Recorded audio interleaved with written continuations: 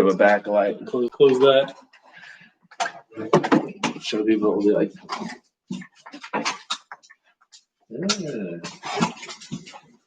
Hello, YouTube world. are we on? No, it looks like we're on. We are live. We'll do it live. We will. We're doing it and with 6 other folks. Hello, everyone, for our first attempt at a live stream podcast, Toad Talk. So now I got to find your link that you put out. Yes, so we can share it. Okay. The Toad Talk Signing Day Spectacular 2021. Clint Foster's Billy Wessels here with Clint Foster. Billy Wessels here with Fossils, but I feel like a fossil now. Trying to figure out live streaming. How's my hair? Yeah, I'm trying to fix mine. Well, your hair can't be that. We got a nice glow behind us, so. Is this not the best setup? Probably not the best setup. Can you get a little tighter? Can you pull the trim a little more? The lower one? See if it makes it a little snugger. More snug. Now, as snug as it gets. It's as snug as it goes. Snug as it's gonna get. We can have this cozy on the couch. We could do that. Seems like a lot of. If you're willing to move. Well, I'm willing to move. Y'all are getting a real peek behind the curtain here. Outside. I heard that. It was like they're trying to annoy my dog. I'm surprised Badge is not barking. Well, we can start. We can just start talking like we'd have a normal show. Yeah, let's just do it. Let's have the normal fanfare. People are seeing a little bit of how this normally goes, but we can just start playing the music. I can turn this on because I can record this and send this to people. Da-da-da.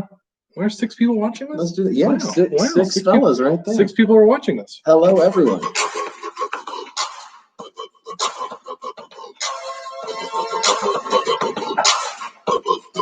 All right, welcome to Toad Talk. Billy Wessels, Clint Foster, and welcome YouTube world, because we're trying to stream this live right now. There's a handful of people watching. Hello, people. Hello. Waving. We can take questions as they come up. But yeah, this is your National Signing Day Spectacular. And then at the end of this podcast, I finally got a hold of Lee Nalen on Monday. So that's getting tackled at the end of the audio version of this here podcast. So yes. you can enjoy the live stream right now, as a couple of you are. Got 2 thumbs ups. So as that continues to go up, enjoy that. Then tune into the recorded version on your podcast devices, and you can hear Lee Nalen talk a little bit about We're pulling out all the stops. This is a wild National Signing Day Spectacular, and like, if you follow Horn Frog Blitz, obviously follow Jeremy and the amazing work that he does. You have known about most of this stuff, but even some stuff happened today that Jeremy was shocked by. So yeah. It's been a day for Horn Frog fans. People are like, are they going to have any commits in this class? Is anyone going to sign? Oh, they have 8 commits so far. They're ranked 20,000th in the country in recruits. Hey. TCU does what they always do, and they find a way to rally late. And you can't really go off of what the numbers say currently on 247, their team rankings, because 2 of those commits are reclassified at 2020s that are moving forward a year. Essentially, it should be a year older, a year better. Now I'm starting to have a little bit of trepidation. We'll get to that in a minute. I should introduce you and let you say something first. Foster, speak. Yes, here I am. Speak, dog. Speak. If you saw your back and forth on Twitter today, you know what that is. Yes, hooded chihuahuas and their trollery, which I just bought hook, line, and sinker. You did. But that's okay. I like to educate the masses about just how misinformed they are about Ohio State opinions. Well, how misinformed they are and how misinformed the college football world is. It seems like unless you live in Ohio. Wow. Oahu? They're basically the same place. Essentially, they're places no one actually lives. They're states of minds. They're pretentious. They're both huge vacation destinations. But really, yeah. People say, man, I can't wait to get to Cleveland. Yeah.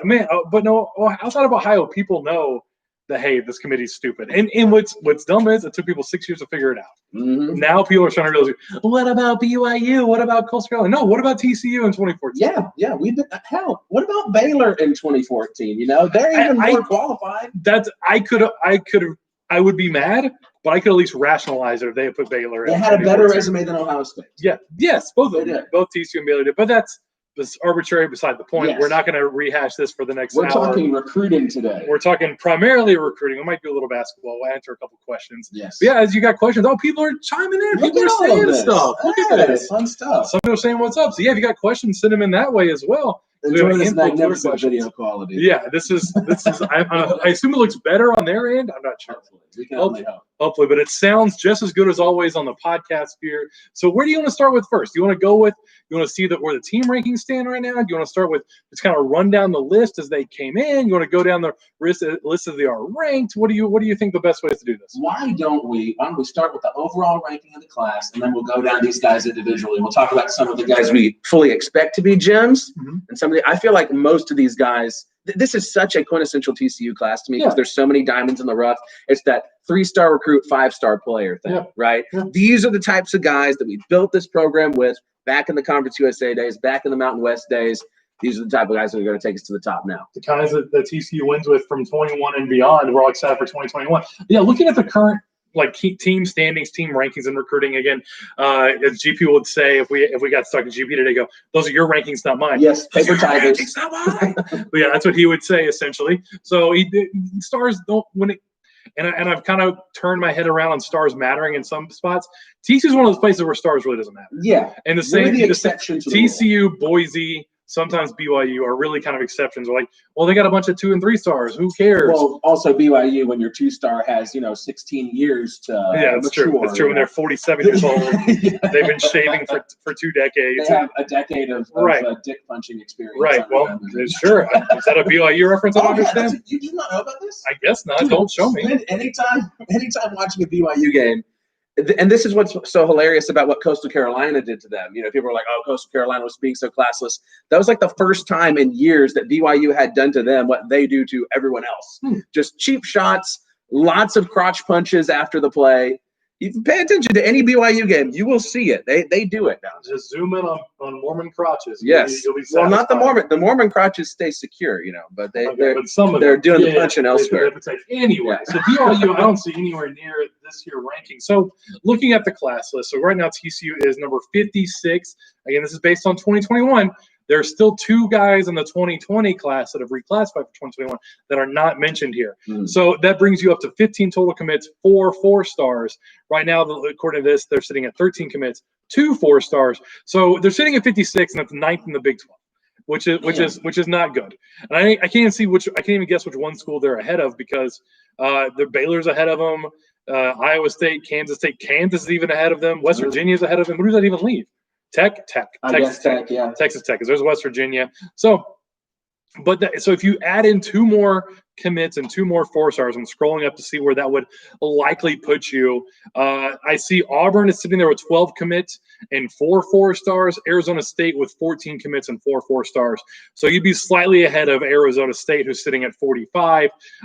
You'd probably be somewhere between 40 and 44, just somewhere in that ballpark. Baylor's at 41, so they have 17 commits, 2 4-stars. So you're in that 40 to 45 range, and that jumps you up ahead of Iowa State, Kansas State, and Kansas, who you expect to out-recruit every year. So that puts you in the middle of the pack, which is still less than ideal, less than you expect. But again, this is still the first thing. There's another one coming up in February, and we also knew all along this would be a ridiculously small class because we're a ridiculously young team and very few seniors on it. So I thought this would be a smaller class. They'd probably get a couple more in February. But again, they bring back pretty much every starter except for definitely Wallow and maybe not Merrick. And Pro Wells, I guess. But they add a tight end here, a sneaky tight end that I'm excited about. Yes. But so that's kind of where you're. A couple of tight ends. One may or may not play tight end. Yeah, one I think is going to be for sure tight end. So we can get into that in a second. But I think that you can look at this really as a between 40 and 45 ranked class sitting there. Let's call it 43. Bump Virginia Tech, who has 26 commits, all of which are 3-stars or less. So they're probably better than Virginia Tech. That's fair to say. I would argue that a lot of these 3-stars are significantly underrated. Landon Watson, specifically. Landon Watson, especially, who on TCU's press release from, which I'm guessing maybe it's by Rivals or maybe it's the cumulative thing that Landon is listed as a 4-star on here. So Landon is a guy who we've thought about all along as kind of been, I don't know if the face is the right way of this class, but he's been one of the more vocal commits, one of the more vocal prospects on Twitter, someone with a really good tape too. So he's a guy that I'm excited to see. And also the last guy that came from Hutto to TCU did pretty well. Yeah, worked out pretty good. Yeah. Jeremy Curley being that last Hutto hippo. Yeah, so Landon Watson is in 6'3", 235, picked TCU over, have you heard of LSU?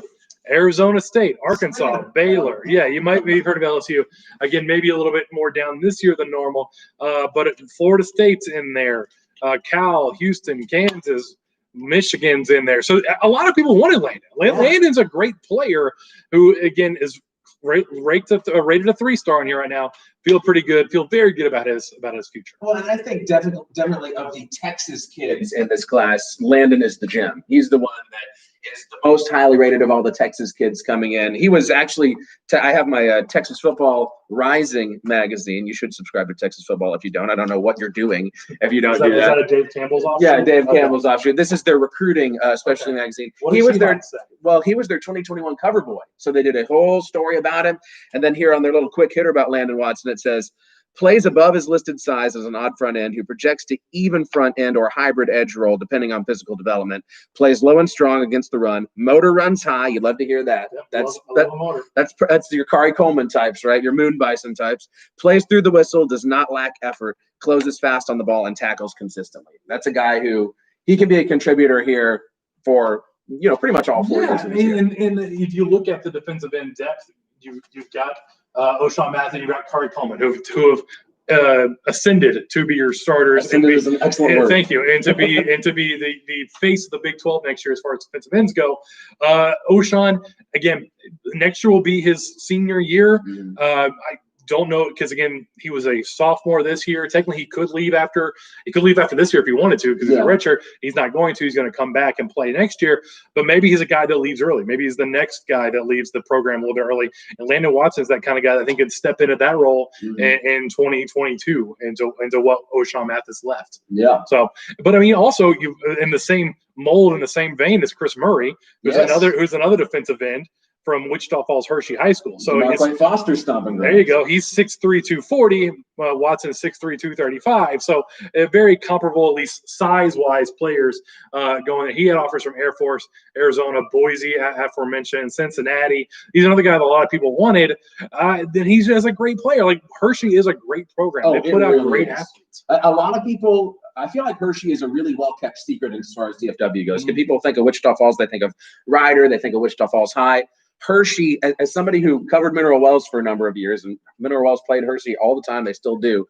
Hershey always has at least one kid who is just an insane athlete on their team, who carries the team. Usually it's a running back, like Marvin Foster was, but Chris Murray, he's been that guy this last year. And this is a dude who only good things can come from.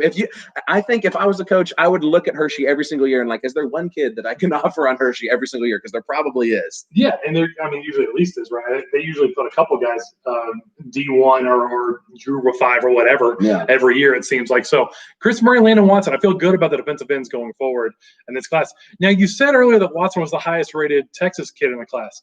One of the surprises today was Amante Watkins. Oh, that's true. The Houston Klein Forest running back, all-purpose back, 5'10", 173, 4-star running back. Running back, dare we say? I mean, it's not like we are lacking in those. Insanely talented running backs. All really young. But this is something where right, Zach Evans, we love. He's a guy that goes early. Like he's a guy that will probably be here for 2 years. Well, he literally said that his goal is to play 3 years and go pro. Yeah, so you have 2 years of Zach Evans left. Yeah. You have probably 2, maybe 3 of Darwin Barlow. Again, whether Barlow's a guy that leaves early and goes pro or not, he's a guy that's a running back. That's a lot of pounding you get at college level for little payout at college. He's a guy that, again, leaves early football wise, but doesn't leave early as far as academically, who can maybe go a year early. So a guy like Watkins could be a guy that comes in and says, cool, those guys are starting to piece out, or I can bide my time. If you listened, was it last week before we had BJ Catalan on? And talk about what it's like to be in a talented running back room. He's a guy that can kind of fill and add some depth there. He turned down Miami, or turned down aforementioned Louisiana Tech, turned down Purdue, turned down Texas A&M, turned down Texas Tech, turned down Utah, and Big 12 rival West Virginia to come to TCU. Some of the schools that were in on Amante Watkins. So. Yeah, well, and you mentioned BJ. BJ is another guy who came in here pretty highly recruited. I want to say he was maybe a 4-star when he got recruited, or a Yeah, high he 3. was really highly rated anyway. But still, he came in with that attitude of like, hey, I'm the young guy. I'm in an insanely talented running back room. I can learn from these guys, bide my time, contribute whenever I can, and then eventually it's going to be my show. Mm-hmm. If that's the attitude that Watkins has, he can be really successful here. Yeah, Kellen was a 3-star back from Houston West Side, 5'7", Yes. 185. I didn't realize he was that short. Oh yeah, he's a small guy. Yeah, and they always look bigger in pads, right? Yeah. But I didn't necessarily put it together. We talked on the phone last time, so yeah, he's shorter than me, and I am not a tall person. No, you can tell this. You can't really tell. We're sitting down. I'm in the foreground, so I look enormous. Yeah, right? we're playing with depth perception. I'm the actual giant here. Yeah. So he was one of the 4-stars that signed today. Another 4-star that, if you follow Horned Frog Blitz, that you were ready for, mentioned for a while, Sam Jackson. Yes. So they deserve to die, and I hope they burn in hell. So let your gifts, let your jokes, let everything flow through you. And hold on to your butts. As Sam Jackson comes through from Naperville Central, Naperville, Illinois, decommitted from Purdue recently to come join TCU, 4-star quarterback.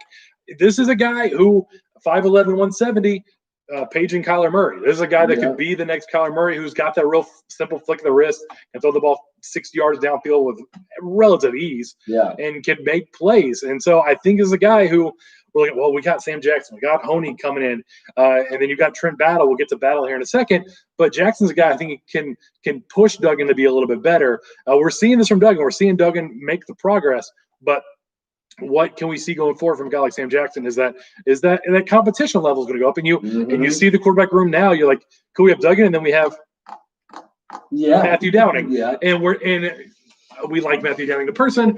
He's come in, and they lost Iowa State and lost Kansas State, the 2 games that he played serious time in. So he's a guy that can come in and be better as far as a backup for the next year or two. And then Duggan, I guess technically has 3 more years here if he wants it. Yeah. So the second sophomore year, junior, senior. So the guy that'll compete, that'll push and be at least a reliable backup, him and Hoding. So that's just, you feel good about that position more going forward, judging what happened today. Yeah, I mean, if you're recruiting right, you're getting at least one quarterback in every single class, because you never know how guys' careers are going to pan out. You never know when you're going to have a guy who comes in highly rated who ends up not being what you thought he was, or you have a guy who comes in highly rated who ends up dealing with a lot of injuries. Depth is super important. Quarterback development is super important. I mean, Max Duggan is a guy who you brought in as a 4-star who you were expecting, like, okay, he's going to learn for a year or two, then it's going to be his show. All of a sudden, he's thrown into the fire, and now he is what he is. But you've got to have guys behind him. Who was the 4-star Middle America kid they brought in like 5 or 6 years ago? Had never panned out. There was a few. Well, Tyler Matthews, maybe. There's a good guy that I know. Yeah, but I'm saying, like, he wasn't like he didn't work out. Yeah, talk about legit for a pass back. Yeah, talk about how things have changed. If you think back to 2013, for those of you who weren't Horned Frog fans at the time, that's when people were like, we're sick of Trayvon Boykin. Put Tyler Matthews in there. We want to see Tyler Matthews. And, of course, that didn't go so well. But Trey obviously ended up being what he was, and Tyler ended up being what he was. Yeah. So, and you're adding depth to the room is always better in case something.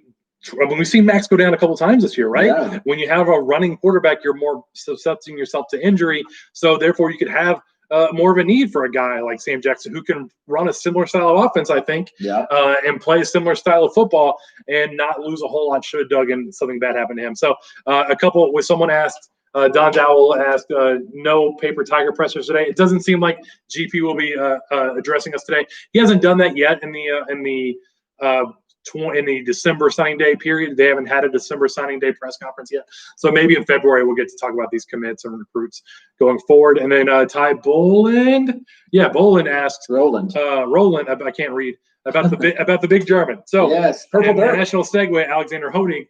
Yeah, man, 6'5.5", 230.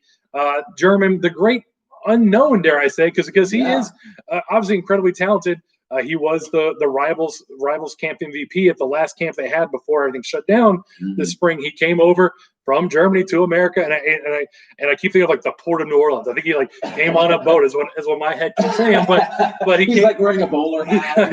He changes his name. The Blitzkrieger or whatever. He comes in and throws some bombs. And so he's a guy that I think probably it'll take a couple years to develop, right? Like it'll probably take some time because you're coming from a prep league in Germany. Like they didn't have high school football. Like it's not Like they can say they got the best player in all of Germany, though. Yeah, like, they got the best player in the country. They can definitely say that. The absolute best player to come from Germany. They got that. And Alexander Honig. I like him. It's funny is I had a few months ago, a buddy of mine texted me out of the blue. He just sent me this kid's highlight. He goes, "Dude, have you seen this German quarterback?" I go, "Yeah, I text him pretty often. Yeah. He's coming to TCU." He's like, "Y'all should recruit him." I go, "He's already coming. I know this." He So seems like an awesome kid. he's a great kid. Yeah. Like he's always down for like an interview. It was so funny. The Oklahoma State game last year was like the crazy back and forth. No one knew what was going to happen, right? Mm-hmm. And there was a play in the end zone. He out of nowhere DM'd me. That's not a touchdown on a play that I think Tyler Wallace caught but didn't really catch. Yes. He goes, "That's not a touchdown." It's like he was watching it at home in Germany. Like 3 a.m. Yeah, and randomly shot me a DM. So he's a great kid, will be a great addition to the program. Again, I think it's going to take a couple years for him to develop and get used to the American style play, get used to Power 5 football, because he like even what can you say about the competition level in club German football? Yeah, I have no idea. I have no clue. We don't know anything. We're not living there yet. Like we're moving there. Yeah, I don't know. Wessels is my last name. It's very German. So it's Wessels, William Wessels.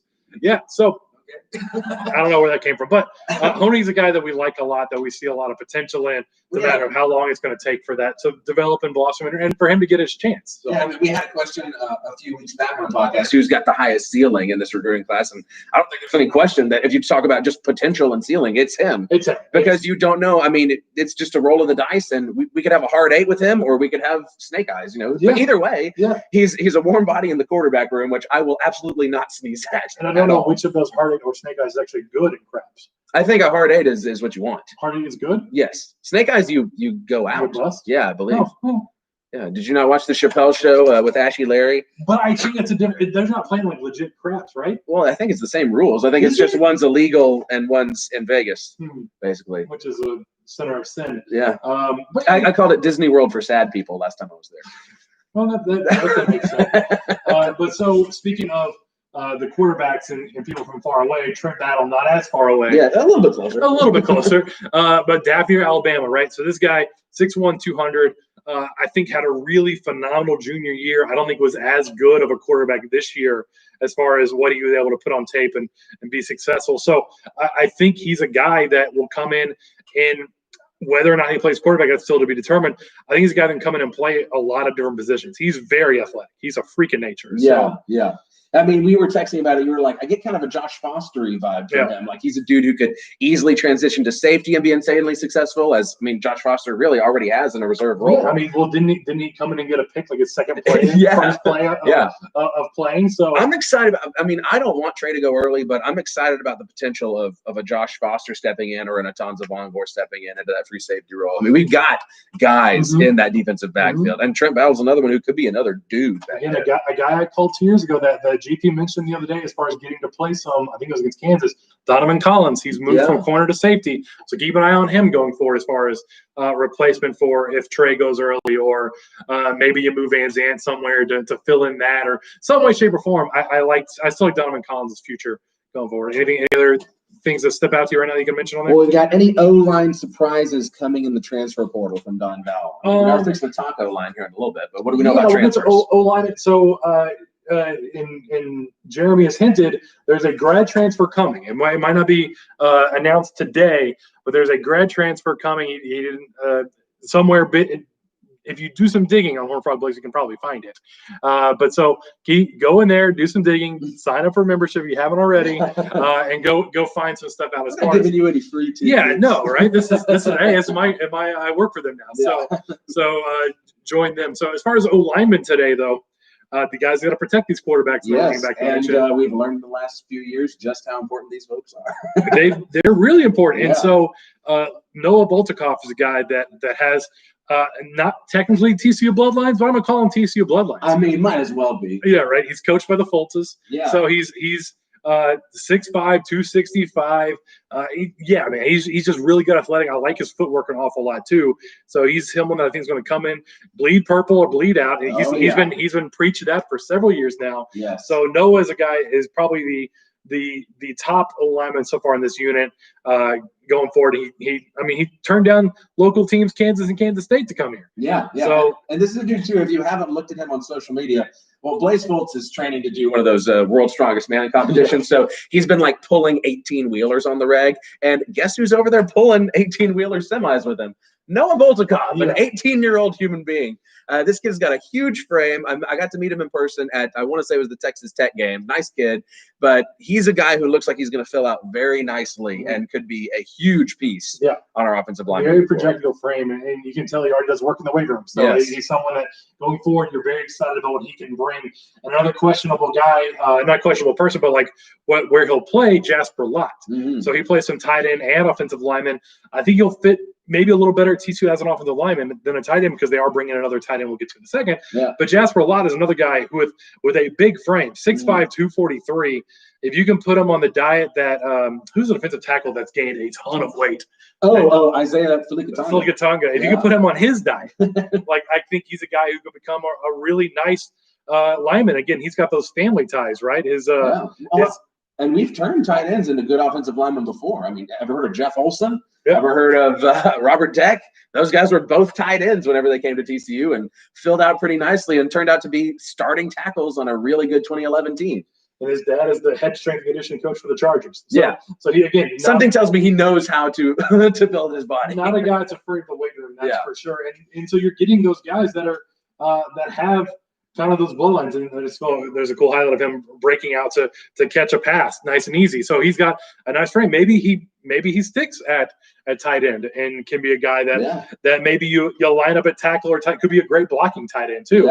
That's a surprise player every once in a while, gets a catch or two. So he could be like that. What was that kid for Baylor who was like gigantic, who they would send out for passes every now and then? Back in the Browns days. I can't think of his name. We're not talking about the Browns days. But just they're coming back again apparently. Apparently, God. No, I heard that they actually were going to keep Matt Wells, is what I heard. Oh, as offensive coordinator. Really? That's what I saw. A buddy of mine is a Tech alum today. Who mentioned that specifically because Matt Wells fired his buddy, who was an OC. Like he brought the not Chris Harrison, the Woody Harrelson lookalike with him to be the OC, and so they fired him the other day. Art Browse could be the OC at Tech.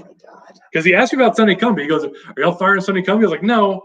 I was like, "Do you guys want him back? Like, are you all on the market?" He goes, "No, we want Art Briles there instead." So that's a buddy of mine. Who are these degenerates? They're Texas Tech. That's what I'm saying. No, but that's not fair. There are lots of good Texas Tech people out there. I mean, my father-in-law is probably rolling over in his urn at the mere discussion of Art Briles coming to Lubbock. It's disgusting, man. This guy he should not be in charge of anyone, especially like young people. Like, good thing he was coaching high school children. I know. And running a meth lab simultaneously. Yeah, apparently. Jeez. That picture looks terrible. So I'm disappointed. It's like people say this is just people talking. It's still, it's not done. It's not. I don't care if it happens or not. I'm disappointed that it's being discussed. I care if it happens or not. I don't want it to happen. No, okay, yeah. So that was phrased poorly. I don't want it to happen, but regardless of whether it happens or not, I am extremely disappointed. It's a bad look. No, if I, as someone who grew up a diehard TCU fan, I love the Frogs. If Art Briles came within sniffing distance of TCU, I'd be like, no, thank you. I'm done. Like, there are some things that are more important than winning football games. There are. Yeah, and like human safety should be one of them. So yes, and integrity, and like training good young men who don't rape people indiscriminately without consequence. I mean, is that too much to ask? Not of me. Well, good. I'm glad you're on the same page as me, Billy. Yeah. So let's get back to some good young men. Yes. Let's get back to some people that are wearing purple come thankfully the fall. Deandre Rogers, another tight end. Deandre Rogers is the guy who again was listed as a 2020 guy, signed with Cal originally and never went there. So he was the number 6 player in the state of Washington last year, number 8 tight end in the country, had 33 passes for 452 yards and 6 touchdowns. And now it's just in half a season, a senior year of high school, because he got hurt. So Deandre Rogers is a guy that I think is going to be more of your prototypical pass catcher tight end. Could be the next Pro Wells, dare we say. Maybe. I mean, these out-of-state odd recruiting year tight ends have worked out for us in the recent past. Yeah, So. well, and that's another thing, though, with tight ends, it worked, right? But I thinking about like Jacquez Soros, not there. That didn't work. Adam Plant, that didn't work. As far as getting people from the year earlier, a year later, you think would be better and more developed.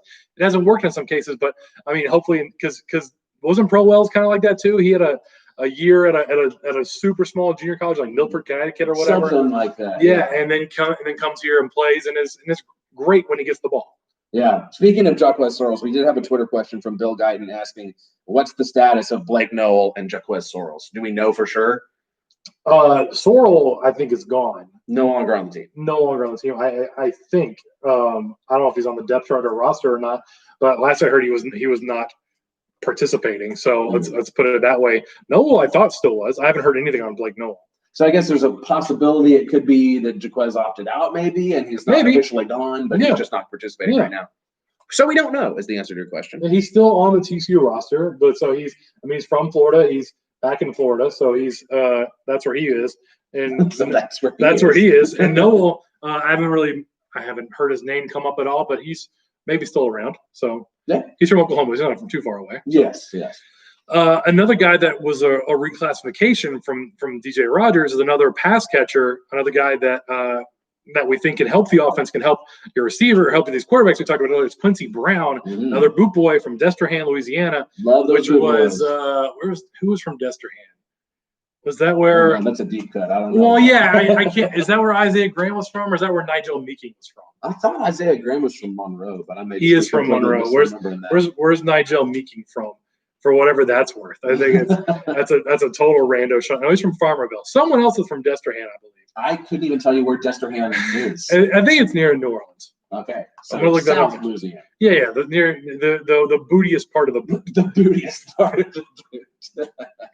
I've never said that before. From the bootiest part of the boot. I've never said that before, but I do like that phrase now. Yeah. The booty. Yeah, it's from right outside. The bootiest. Right between New Orleans and Baton Rouge. Excellent. So that's where Destrehan is. But that's where they're pulling Quincy Brown from. So again, there's another guy who was a 2020 classification, was committed to Mississippi State, but then never went there. So he's had a year to grow and everything else, and had offers from Mississippi State, Alabama, Arkansas, Auburn, and A&M.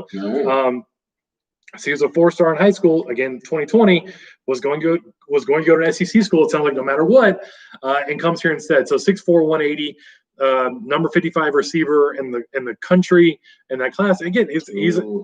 Man, I was just thinking, like 6'4", 4-star receiver. Like, this is another guy that we've been really stocking up on these big body receivers, right? Like the Quentin Johnstons and the other folks in these last couple classes. Like, I just love it. I love bringing in another guy who can high point the ball and get downfield.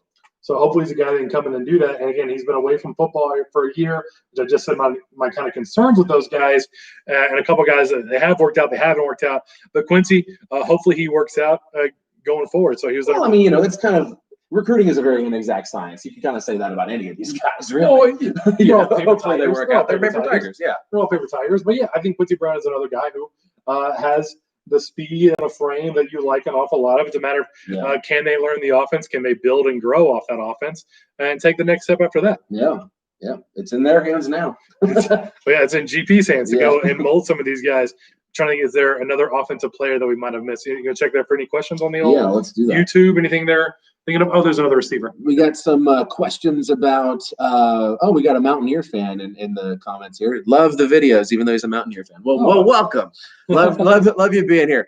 Okay, got some questions about bowl projections, if we've heard anything about if Liberty Bowl's happening or if Texas Bowl's happening. I think we were talking about in the press box before the game on Saturday.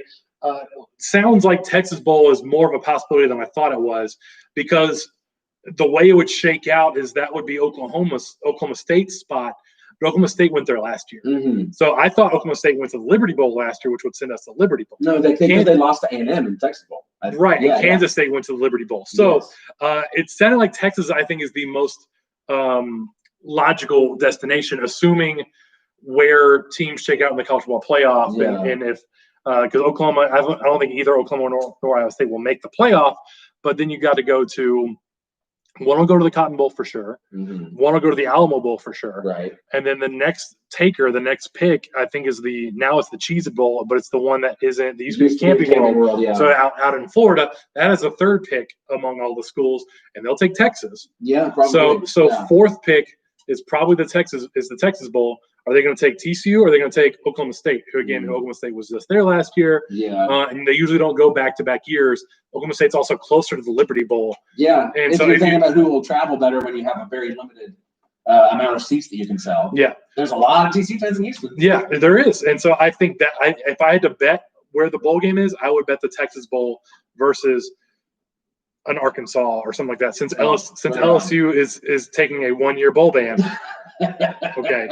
I'm sure it'll be Arkansas. It could be any combo of Arkansas, Missouri, or Kentucky, I think, or Tennessee, I guess. Yeah. I think all those SEC schools are still going to go to a bowl game. So I mean, maybe Auburn. Like I don't know all the SEC ties, but I've seen Arkansas as like the most logical link to that, and that'd be exciting. You play an SEC team who you could probably beat, but Arkansas has been surprisingly good this year, and they recruit a bunch of guys from DFW and Texas as well. It'd be good for them to come home. So I love playing Arkansas. I love the Southwest Conference throwback. I was up there for that game in Fayetteville in 2017. I had a blast beating them, after all of the horror stories of the years and years of us losing to them from my family. So I'd love an Arkansas game. I drove there and drove back in the same day. Yeah. Drove there, covered the game, stayed for like 2 hours afterward writing, drove back. It's the 5-hour drive from here to Fayetteville. That was I've done that to Tech before. Yeah. Didn't work the game, but I've done the there and back in the same day thing. It's pretty dumb. It's one of my dumber decisions. I was real tired. Oh, I bet. Yeah. So that was a long day. So that's my if I had to put money on it, I would bet Texas Bowl versus someone like Arkansas. So that's what I'm hoping for, man. That sounds really good to me. Let's see. Next receiver, because I forgot to mention this receiver, TJ Steele. 3-star, number 11 receiver in the class, 69th overall player in the nation. So this is a guy who's really good. The state's 11 receiver, the state's 69th, the nation's 69th receiver. Nice. So yeah. Either way, he's a nice receiver.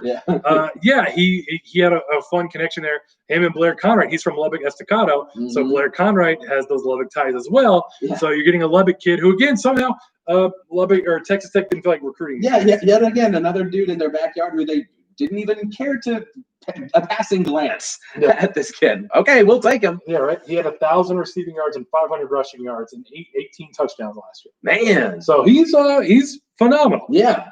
Well, and I've seen there's the pictures of him. I'm like, that looks like a grown little man. Like this. He had 236 yards and 3 touchdowns in their first-round playoff game this year. Oh man, like that's a game. Yeah, I mean, I know lots of times you get kind of mismatches in my district if you're a really good team, but still, you're in the playoffs.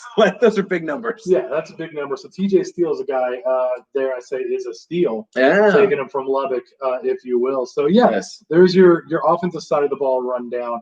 Interesting note here about Amante Watkins.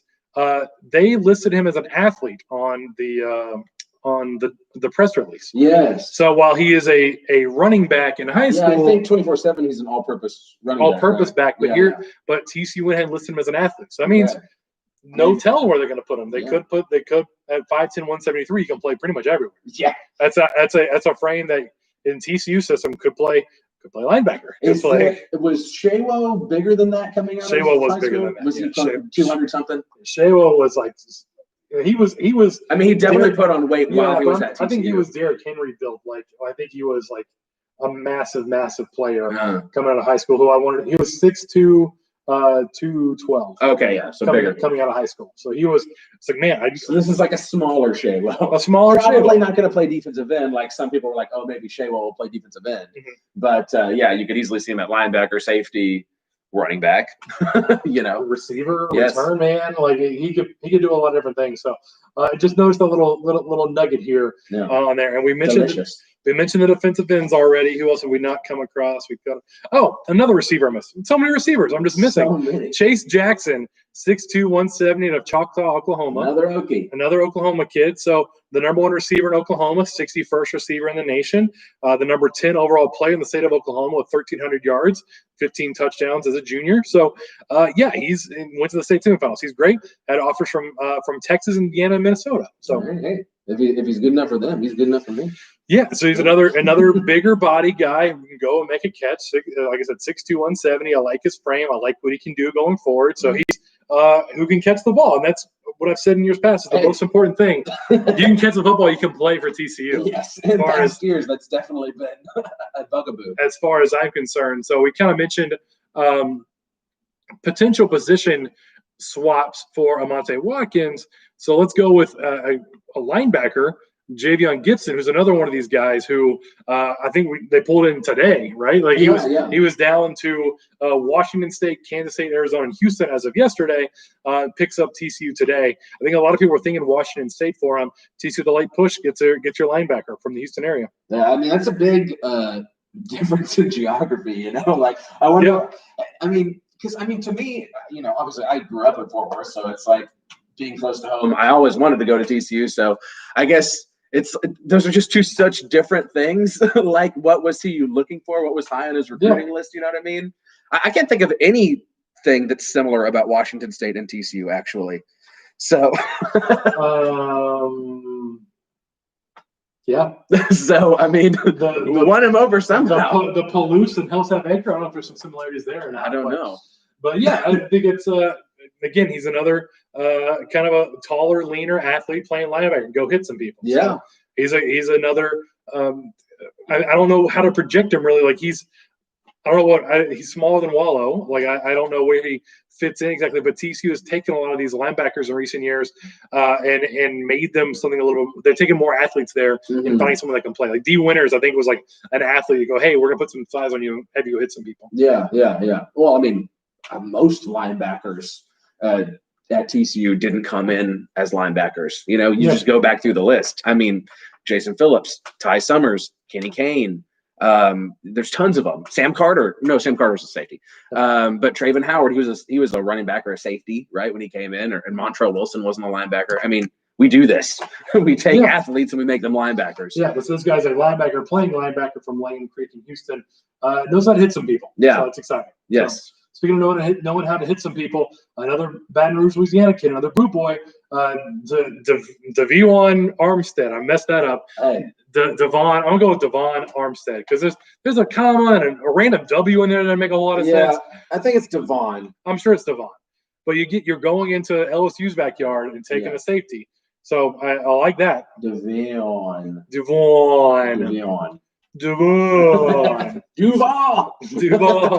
So yeah. You're getting a safety, 6', 180 from Baton Rouge. What were you? I was just getting some info about this kid. I'm just looking what you got here. Well, yeah, I'm pulling up his Horned Frog Blitz 247 sports profile. So he's the number 72 safety in the country coming into this year class, the 66th player in Louisiana. So that's exciting. Like he's good. Like he's a solid player. Knocked on my door. Okay, I'm not expecting. I guessed. That'd be weird. Pulling out all the stops. Yeah, it's National Signing Day. Who is it? It's probably tis the season. It's probably a package. Oh, it's the mailman from Mr. Rogers. He's going to teach us how they make plastic. How to be nice to people on the internet. So let's do that for a change. So yeah, Devon Armstead, and my dog is now walking by, inspecting the front door. Looking for treats. Good, Babs. Okay, get her, Babs. But yeah, so Devon Armstead is your safety you brought in, and then you brought in one more player. I think this will be all of them. As another member of the secondary, Marvin Covington. Mm-hmm. Another player who Mansfield kid, yes. Mansfield kid. We went from we kind of went from like furthest away to closest to home. Yeah, that's pretty much how we did this recruiting segment today. Because Marvin Covington is from Mansfield Lake Ridge, who, if you're familiar with the schools in Mansfield, that's like the newest school. Yeah. And they're 5 or 6 years old, but they suddenly started going to state every year and everything. So they put out talent. He had offers from Baylor, Houston, and Miami, Mississippi State, and picked TCU. I think this is the kid I'm going to like a lot. Again, a cornerback, 5'11", 180, from the area. So it reminds me Vernon Scotty. Okay. So he was my guy way back when. Because he's a safety from Mansfield. He went to Summit High School, came in, shined at a camp. Again, Covington couldn't go to a camp. But it's a kid I like a lot. I think he's very talented. He's going to be a great athlete and will develop. And he's already the standard TCU cornerback frame. Yeah. So ready to go. So is he going to be your? I think he's going to. See, my issue is I'm going with a lot of members of the secondary, like I had Vernon Scott a few years ago. One of these I had Donovan. Well, Vernon Scott hit. He's in the NFL. Yes, He's in the NFL. Like it took 3 years for that to hit, but he hit. Yes. Donovan Collins, I think, will still hit. T. Hunt, I was wrong on. Best of Garrett Wallow was technically a member of the secondary. Wallow was my guy too. Yeah, man, I picked nothing but secondary guys. So I want to go with that, but at the same time, I don't because I think I don't want to get too backed into one position. Yeah. So I don't know. I will say, give me. And, ideally, it's a lower-rated guy. Yeah. A guy that we're latching onto who think is going to do something. I'm going to take Jasper Lott. Okay. Well, again, it's not like he's not incredibly low rated, but he's a guy who could be a tight end, could be a tackle. I think I'm gonna latch on to Jasper Lott being the guy. Again, Blair Connor is one of my guys, and he's okay when he's healthy. So I'm gonna go with Jasper Lott being the guy. Okay. Boltikov might be a better pick though. Boltikov's a good Boltikov might be a better pick out of that. He's gonna be a star. Yeah, I know. Absolutely. He's my 1B, but I think my 1A. I've got to hitch my wagon or hitch my cart to this Alexander Honig Volkswagen, okay, if you will. I got a feeling about this kid. I want this kid to do good, and if he does good, I'm gonna be so excited and so happy because it's gonna be such a fun success story. I really think he could end up being something. Yeah, I think so too. And maybe it's as a redshirt senior, after everybody else is already, Sam Jackson has left for the NFL or whatever. But Alexander Honig, he's going to be my guy in this class. He's your guy. Yes. I like that. I like picking random guys. It's easy to pick the 4-stars, right? Yeah, Landon Watson's going to be great. Yeah, Zach. All these 4-stars. Yeah, Zach Evans going to be good. Shocker. No one's surprised. Yes. You got to pick some. I call him the 2-star special, and that's where Vernon Scott came from. So yeah, so I feel okay about it. Okay about Jasper Lott being a thing. Yeah. Jasper Lott. No, Boltikov I think might be a better thing. No, yeah. Boltikov, like I say, he's my 1B. He's going to be great. Yeah. Absolutely. Any more questions on there you want to go through? Anything else you want to mention? We have a couple Twitter questions. Yeah, no new questions on the live stream, but yeah, we do have Twitter questions. We got a couple of them. All right. Drip King at D Duncan Soul. What seniors do you think will stick around? So I'm assuming these are people that could leave right now if they want to. Corey Beth is coming back. Yes. We have confirmation on that at this point, yes? Or it's like 99%. 99%. Yeah. 99%. I don't think he said anything, but I feel comfortable with him being a guy that, again, he didn't do senior day, which doesn't mean you have to go. Like Pro Wells could feasibly come back. Yeah. And Austin Myers, I think, will come back. So I think those are your guys that will be back for another year, another ride. And outside of them, it was like 2 seniors. Yeah, no, I mean, this entire team. Yeah, I mean, you had a couple walk-ons of people that were not impactful guys, but I think those are your guys that are going to come back. So, talking about the 2 4-stars under the radar signees today, Rogers and Brown. Yeah, we kind of went over them earlier. Yeah, I think they've got a chance to really hit as far as a team that needs weapons and need pieces. I think these are like Deandre Rogers for sure. Could be your next Pro Wells. Could be a guy that steps up and becomes a matchup nightmare for people in the secondary. So I like him a lot. And then as the receiver from Louisiana, still learning all the names. So Quincy Brown, again, kind of a shocker. Like even Jerry was like, I didn't know this one was coming. So that's exciting. Quincy Brown. It's exciting. It's exciting. But I get major Ryan Parker vibes because they tried to make that a thing a couple times, right? And that never became a thing. Yeah, but so it happens. They're not all going to hit, right? Yeah. Out of the roughly 25 players you sign each year, like 5 of them never play. Yeah, and hopefully 10 of them become starters. 10 to 15 become starters. Oh yeah. 5 become impactful. 5 never play. I mean, it's going to happen every class. Well, and this is what feeds into the whole stars don't matter mentality. Because if you go back through the TCU recruiting classes year after year, and you look at the 4-stars, sure, you'll see your Jeremy Curleys. You'll see your guys who, they ended up being an absolute star. But then you'll see a bunch of guys you're like, oh wow, did they play a game? Maybe not. I've never seen this guy at all. Yeah. I've never seen it here. Anything about this guy. Yeah. So hopefully Brown becomes more of a hit than Ryan Parker was. But that's my fear of him becoming some of these players that didn't play last year in any capacity that lately have not been working out. Yeah. But assuming he does, I mean, if we want to make the Ryan Parker comparison, Ryan Parker was the guy that we were excited about his potential. Really talented kid.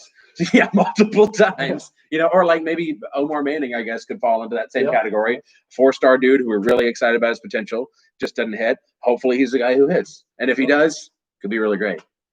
Could be really great. Really, really great. And then last question from him is, how heavily will you participate in the portal market? Yeah, I think pretty heavily. I do. I think they're going to be, again, with the smaller class. The class blew up today. It was bigger than I thought it was going to end up being. Yeah. So I think maybe a little bit less than I thought.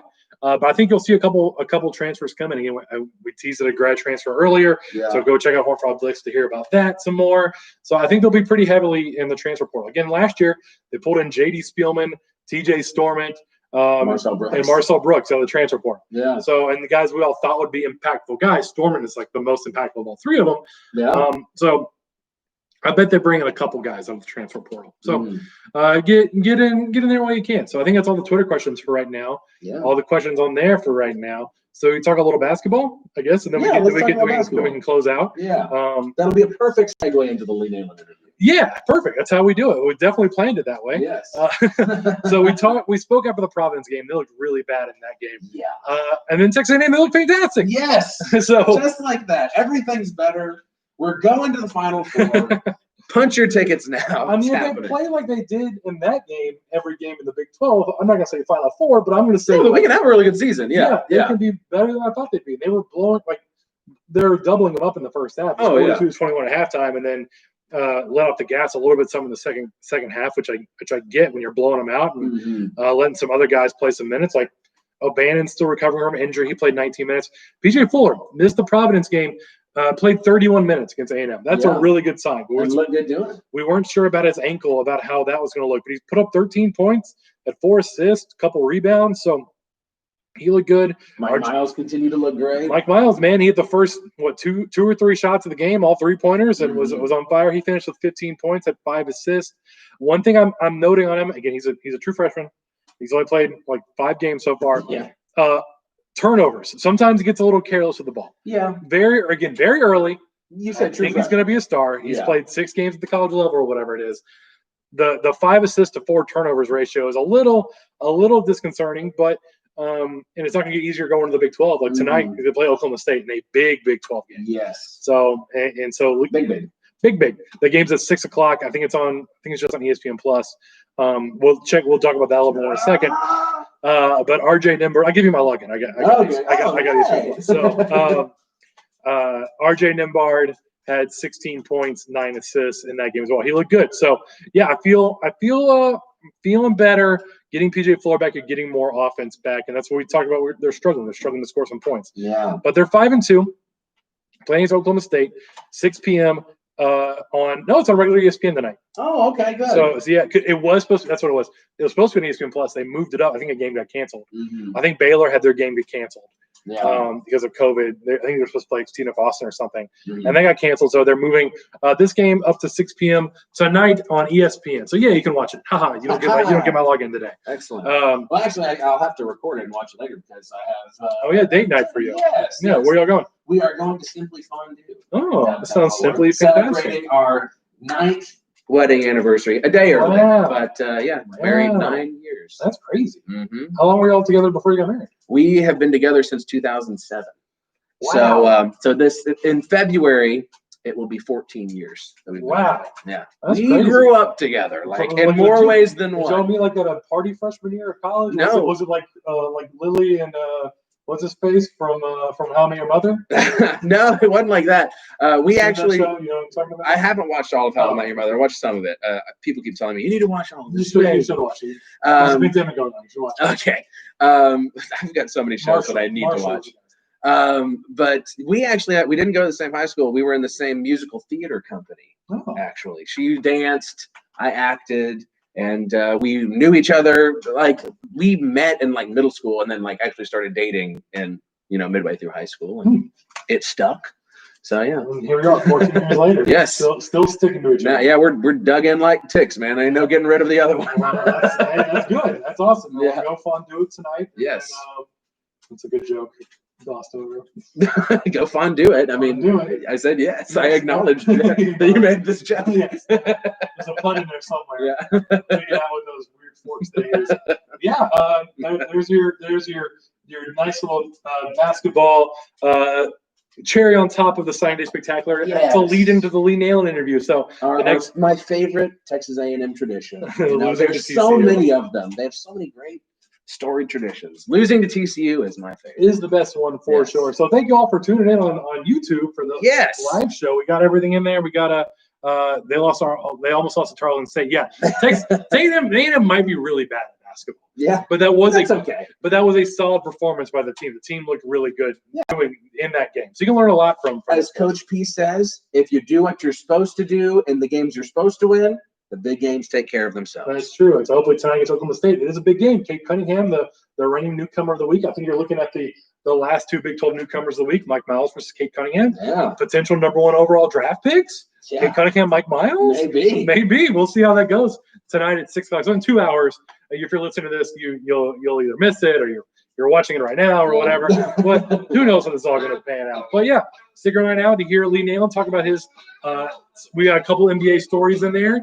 We talked about Desmond Bane's path to success in the NBA, what the biggest transition is, what he has a interesting take on what he thinks best for Bane in the first little bit of his career. I think it's very interesting. So give that a listen. I always love having Lee Nailon on. Yeah. So Clint, promote your YouTube channel. Those some people are watching this on. Yes. Some of you are already watching on the live stream. Subscribe to my YouTube channel. I got all of those TCU fan sketches going on there and some other sketches I have planned in the works. One I am trying to get Jeremiah Donati to work with me on. If you've listened in recent weeks, you know the groundwork's up. Yes, so we'll see if that. Either way, I have lots of things planned. So watch my TCU fans videos. Follow me on Twitter at Clint_Foster55. If you're watching on YouTube, subscribe to the podcast on Apple Podcasts or however you get your podcasts. Give us a review. You'll love what you get every week. Say "I love mom" or something like that. You don't have to say anything super nice. Just say something that we can all get behind. We all agree with. Yeah. But I'm at Billy Wessels again. Toe Talk is the podcast. Join Horn Frog Blitz because again, if you were on there before today, you knew a lot of the stuff that Jeremy was talking about. So I'll be covering the basketball game tonight for them. So plenty of stuff going on there. And then tomorrow we'll have a little bit more about Lee Nailon on Horn Frog Blitz as well. So stick in for the interview and we'll talk to you guys next week. All right. Go Frogs.